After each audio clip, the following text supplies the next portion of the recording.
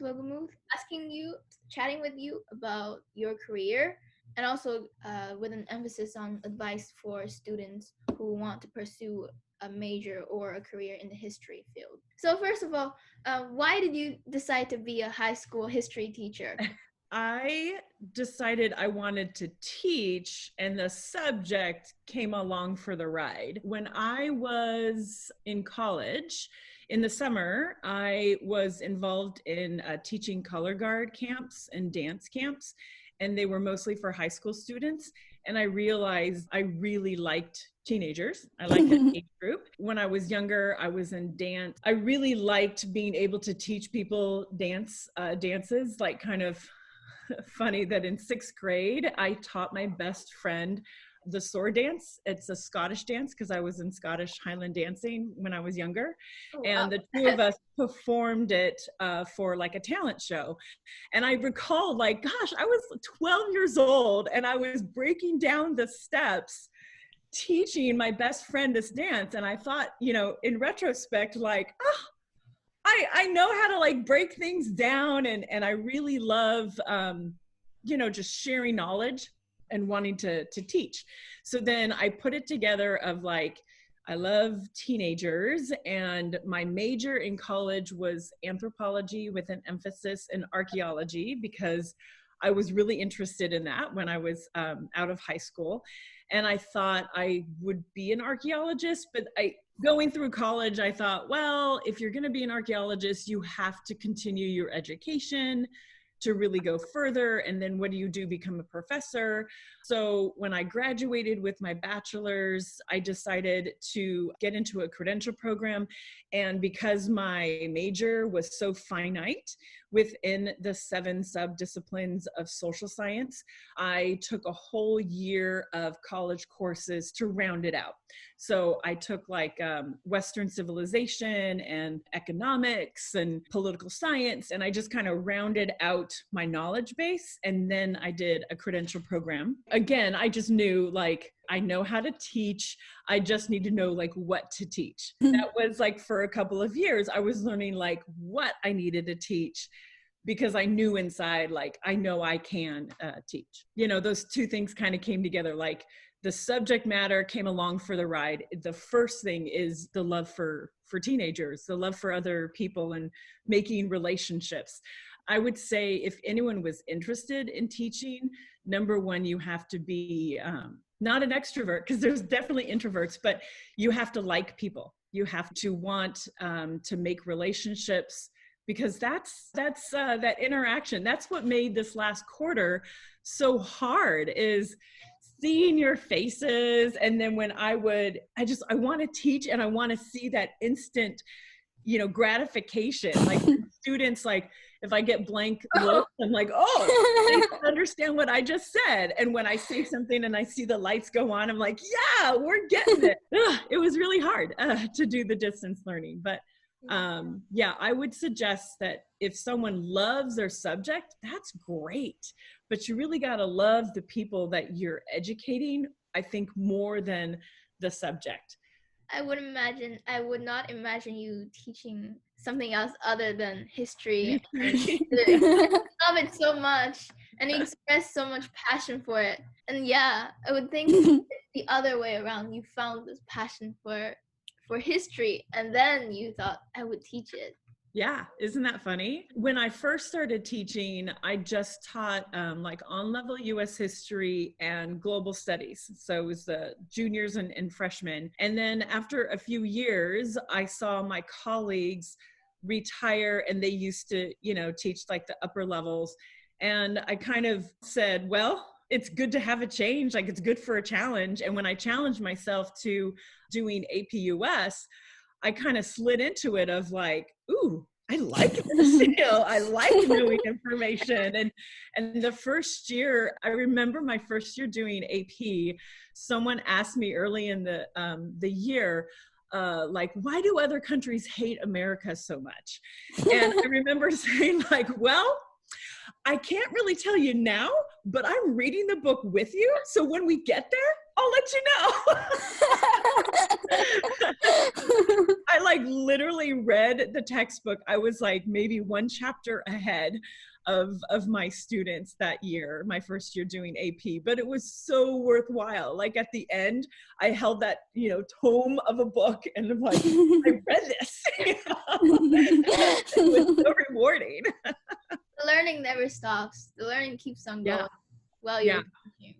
And any kind of field, there's, you know, there's like the surface and then there's below that, and there's so much. The racial tensions that we've seen this last couple of weeks, what I'm kind of left with is kind of like, well, I got to pull my bootstraps up and I got to teach. It's kind of like where I'm feeling myself of like, I got a lot to teach. I got a lot to teach.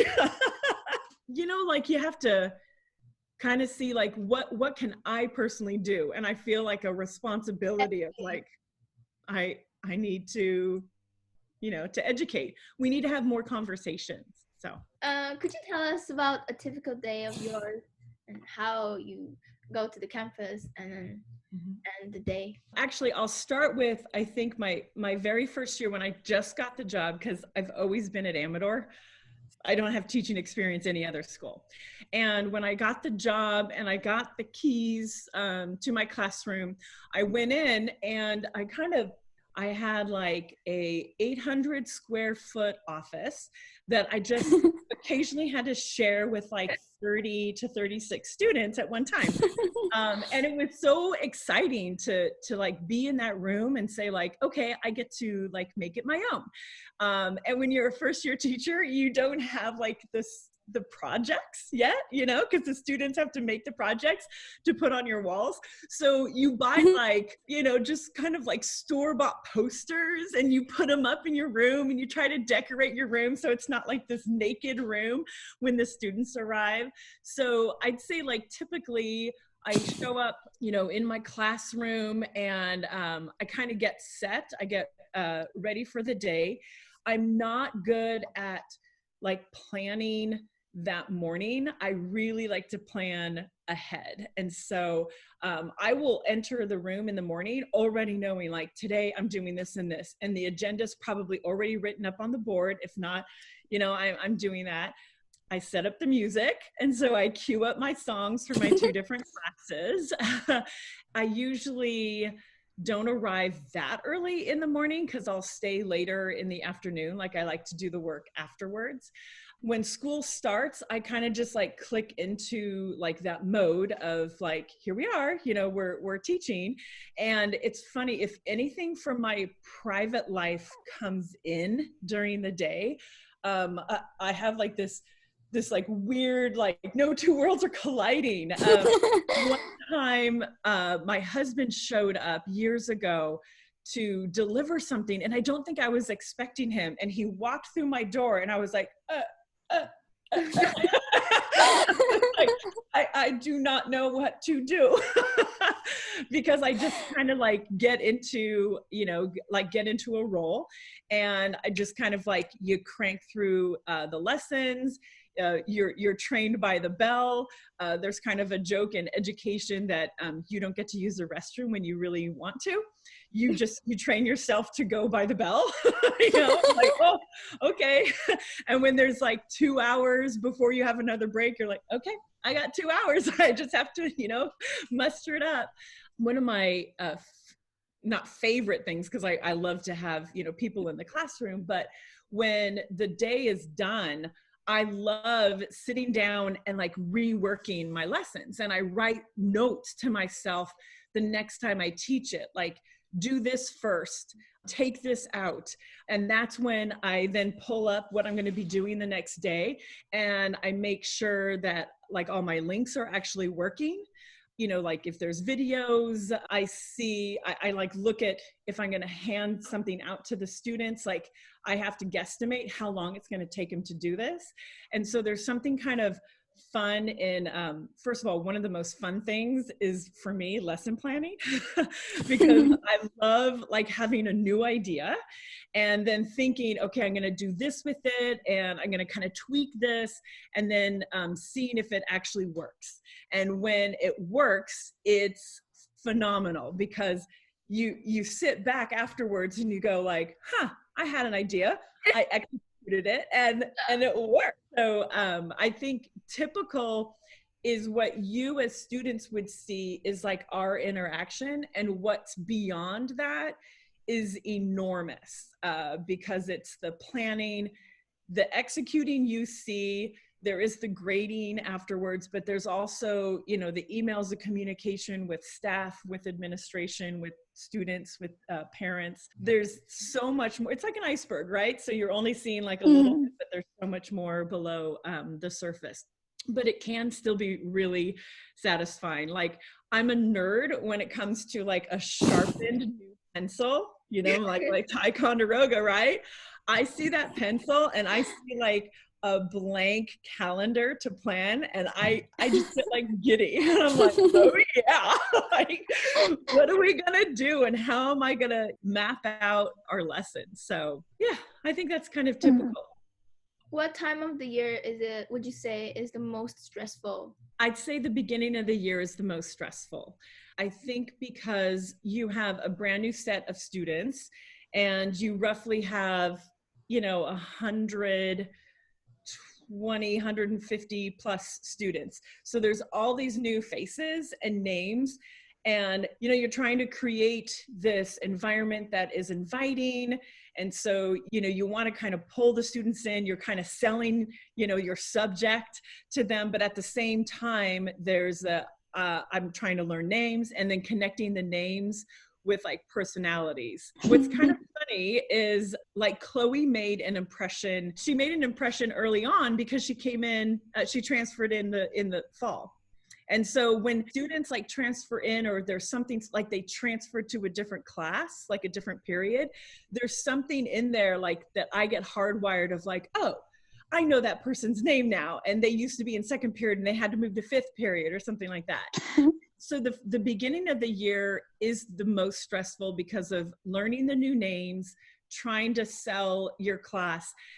And you have to go through the norms. You have to show them like, this is where you sit, and this is how you ask to go to the restroom, and this is how this classroom is physically arranged, and this is where you turn in work, and this is how you get work back. And there's just so much structure that has to be handled within the first couple of weeks of school that, you know, I just want to like step right in and cruise, and you're not able to. So I'd say that's probably the most stressful time.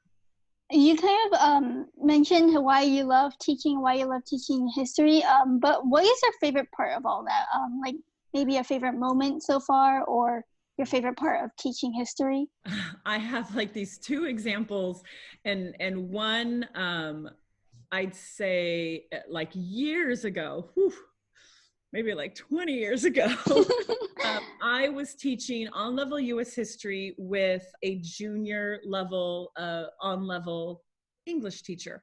And we had two classes that were combined. So like my first period was her second period, and her second period was my first period. So we shared the same, like, you know, 60 kids.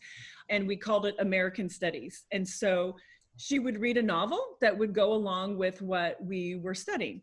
And so we got to the 1920s, and of course she was teaching Great Gatsby. And the two of us thought it would be really cool if we put together, you know, a Gatsby lawn party.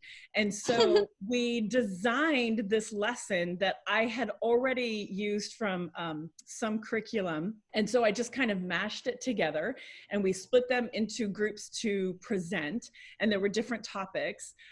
We also said, wouldn't it be great if the jazz band came and, you know, they, you know, played for us? And so I arranged for the jazz band to come. It was when we had a different layout for the library. It was a totally different spot where the library is now. And so we just kind of had the library open, you know, no other classes were in there. One of the groups was food and games. I think it's chapter 3 in Gatsby that starts with like the menu of what's on the buffet. And so the students took that as inspiration, and they got all this food for us, and they got it like donated by Safeway. And they had like little cakes, and they cut up, you know, fruit, and we had like sparkling cider, and they laid that out. And then the games, I think one of the groups did like croquet, and we asked the kids, like, we want you to dress up. And so they brought in croquet, and they taught everyone how to do croquet.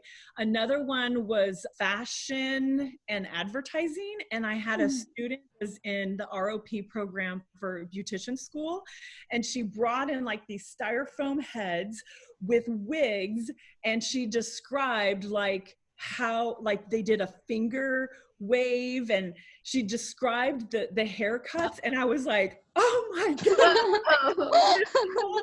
It was, and what was crazy, it was when we used to have finals at the end of January. The students did not get the book until we came back from winter break in January.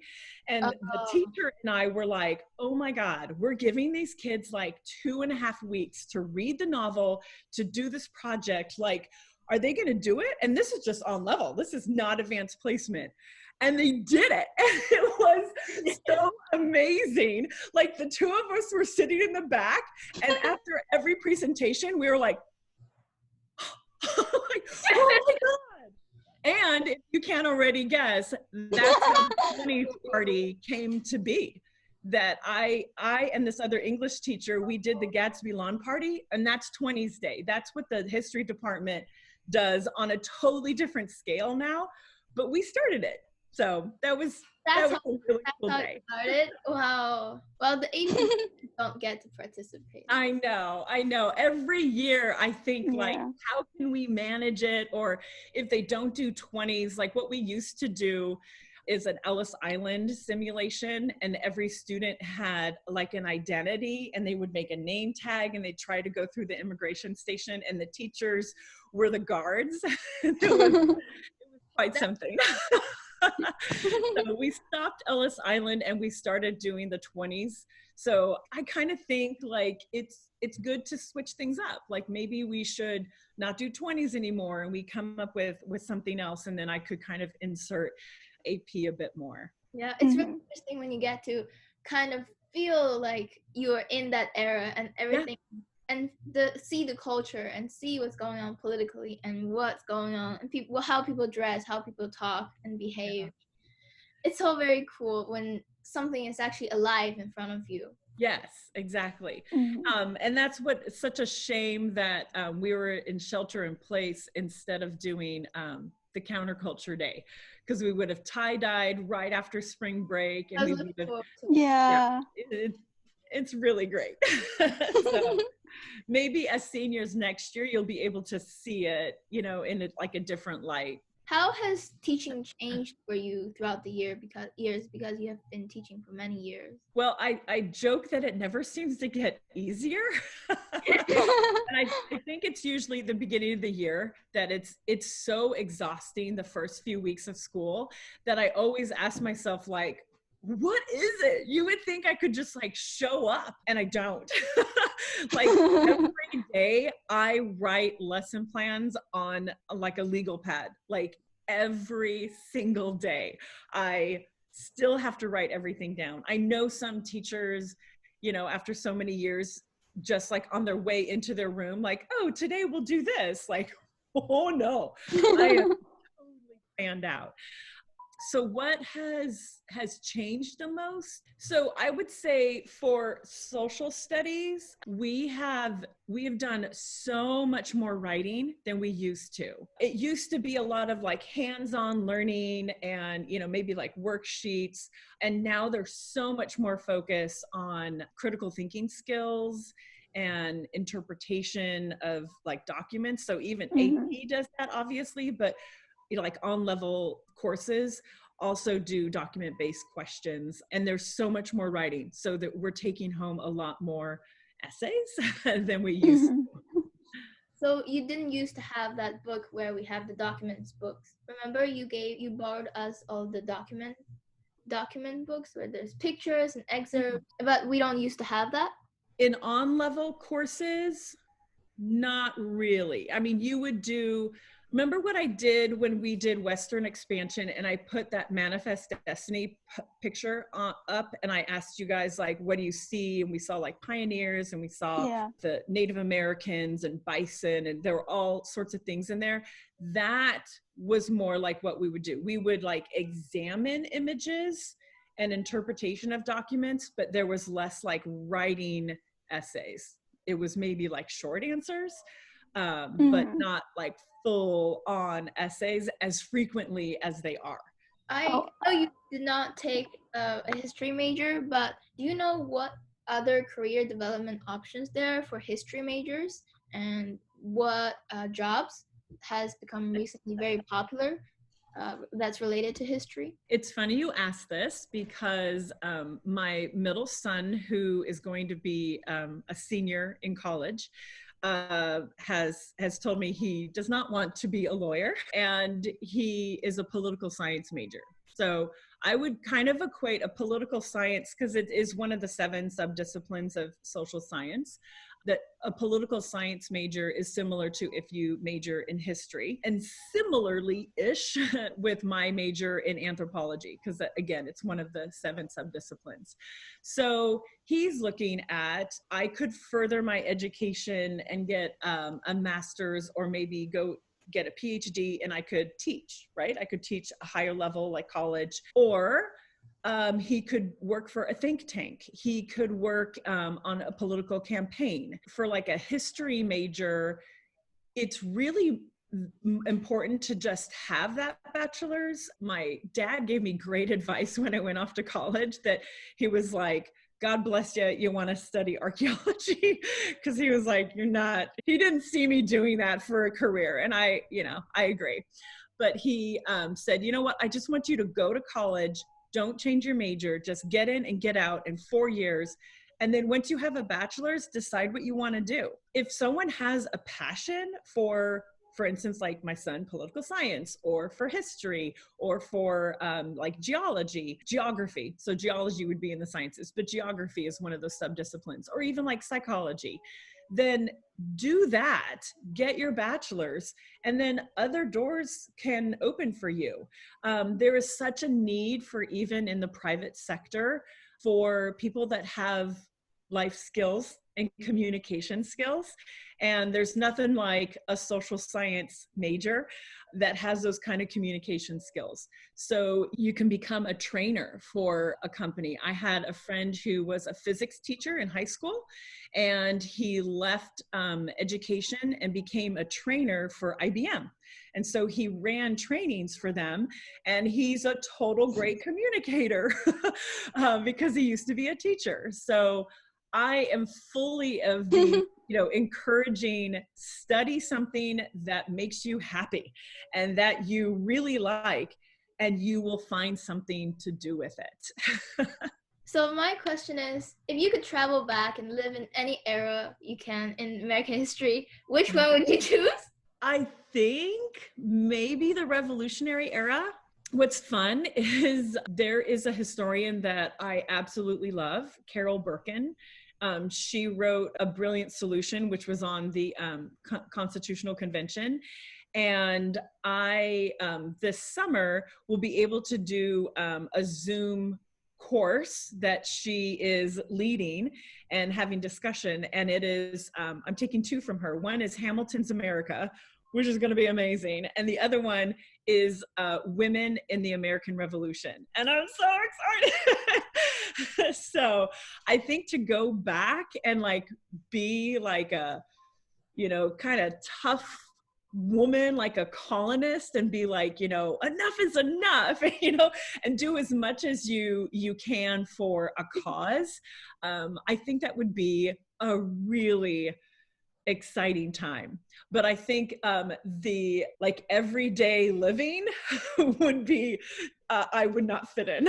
Like the dress, like how hard it was just to like make a meal. I don't know, just like the living situation, I think would be really challenging. It was a stressful time, and I think for us right now, it's also kind of similar. We're in a stressful and chaotic time. I agree. But that's also why we have those relationships, right? We keep talking, we keep opening the doors, and for that communication and insight. And then just through the protesting, I already feel really empowered, just seeing how locally people's behaviors can change how the government responds. Yeah, yeah. Very empowering. And good for you for, establishing this program and this exploration of careers. I'm encouraged by that, and that students feel like there are so many other opportunities that they can have, and not just like one or two routes for the rest of their lives. Yeah.